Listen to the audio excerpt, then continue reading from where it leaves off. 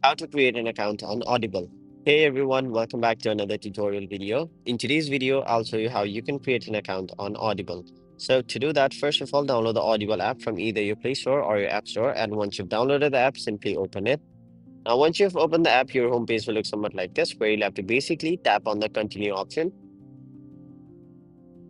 After that, it'll ask you to either create a new Amazon account or sign into Audible using your existing Amazon account.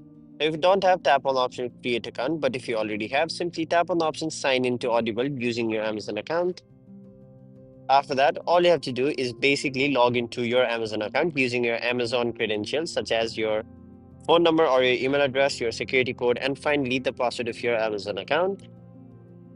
And once you've done that, you'll have successfully created an account or logged into Audible.